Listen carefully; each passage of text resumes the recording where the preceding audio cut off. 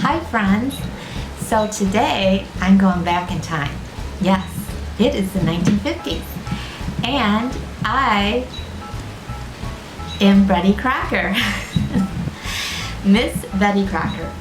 Obviously I'm not Betty Crocker, but my mom had this awesome cookbook. It's the Betty Crocker Cookbook. So this cookbook was copyrighted in 1950, which I think is really cool. And look at the kitchens back then. Like, check this one out. And then there's the knotty pine, of course, was a really, really big thing back then. Not that I would know. I wasn't born until 1969. Let's just get that out there. Even though I know I look like right now, I was born in 1940. And I do look like my mom right now a lot, which is good. I want to look like my mom, so we're all right with that. Of course, there's a huge cake section in the Betty Crocker cookbook from 1950. Meringues were really a big deal back then, it looks like, to frost with meringue too. And there's a marble cake here, and chocolate cake was really popular as well. Berry basket cake, that's with all meringue. Another thing I remember, even when I was a kid, and it probably because my mom was from the 50s, she did do a lot of frosting of cakes and putting coconut on the cakes, so that was really popular as well. And I remember she made a cake like this for me once, and drips are like really super popular now, or they were last year. And look at there, 1950, they were doing drips then. They probably called it something else though. And of course in the illustrations you see them whipping up with hand beaters, which is kind of cool. Okay, so this is the peppermint angel food cake I was remembering that my mom did. She did pink frosting on it though. Of course Jello molds were a big deal back then. And the upside down pineapple cake with pecans. Yummy. Oh, cream puffs.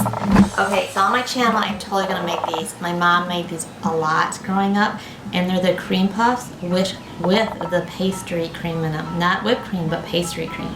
So this actual recipe I'm gonna make on the channel. Cottage pudding was another one I remembered. And I know that's in here, so I'll be doing cottage pudding, and you put this yummy chocolate pudding over the cottage pudding cake.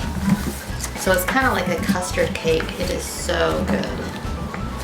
I'm probably going to be gaining weight after making a lot of recipes in here, but it's all for you guys. I just think these are hilarious how they, you know, the illustrations are awesome. So back in the day, they obviously weren't big on spring greens. Everything looks like romaine lettuce salads, which now we know has a lot of water in them and not as nutritious, but that's okay.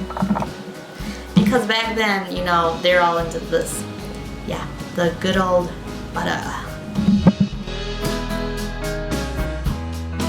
Jello molds, and who knows, maybe I'll even try that on the channel here. I don't know. I've never done a Jello mold, so I'd actually have to go get a mold. But I totally want to do this meringue tort, because that's even a thing people are doing, like in the British Bake Off I just saw from 2019, I think it was, they did this. And that would be fun to make. Look at this. Chocolate chip cake. That one looks good. Ooh, this is what my grandma used to make, a lot of rolls like this. Christmas time, she'd bring them. It was more the wreath ones with the maraschino cherries. It wasn't like that. That's how my grandma did it. Alright, I have to admit, this page just scares me a little. Those concoctions are not something I think I'm going to be putting together anytime soon. A little bit too much iceberg glazes. The colors are just not appealing. Okay, this is it, you guys. This is my childhood memories. 2 years in a row, my mom made me this baked Alaska, and she did it just like this with the pink ice cream and everything and the meringue. I am totally going to do this on our channel. So write in the comments below if any of you have ever had a baked Alaska, or if you have not.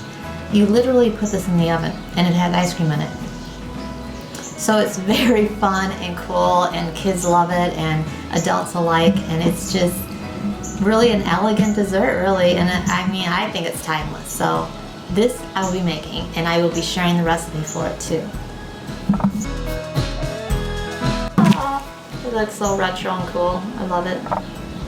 Classic. Oh wow, now this is the spread of cookies for the holidays, and I love that turquoise color, which is a color I have a lot in my kitchen. I have red in this color. I just love it, that turquoisey blue. This is beautiful. Here's another awesome photo I want to show you guys. That is a classic breakfast. And in the house I used to have, I lived in a beautiful 1920s bungalow, brick bungalow, and it had replaced, basically from the 50s, a countertop that looked just like this one. And I painted the cabinets white, like this shows in here. I think there's white cabinets, yeah. So anyways, it reminds me of that too. But that is lots of carbs for breakfast. No wonder the bottom of the pyramid back then were all carbs. They ate a lot of carbs back then. Nowadays we don't. Ooh, this is some appetizers. Who doesn't like shrimp? Lots of shrimp going on in this seafood.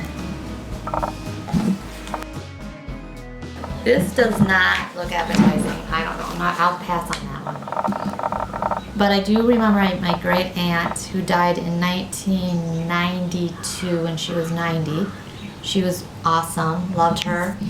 She used to make that cauliflower dish. Not with the stuff all around it, but I just remember eating that. You know, her serving it just like this. It was good though. I do remember it was really good. And they ate a lot of meat back then too. Look at those big slabs of meat. Not saying people don't eat a lot now, but portion control there was the more the better. Oh, but then women had to have waist sizes like that were so little. That made no sense. I guess that's why they smoked a lot. This is pretty neat spread as well. Pretty cool, I'd say. Alright, so I hope you enjoyed that. And whoops, I'm not supposed to wear these like readers. I think they're supposed to be like regular glasses. I actually want to make some recipes that are out of here, and some of the cake ones. I'm definitely going to do the cream puffs. I'm definitely going to do the Bake Alaska. And if you guys have anything you want me to do that maybe you're from this era, let me know.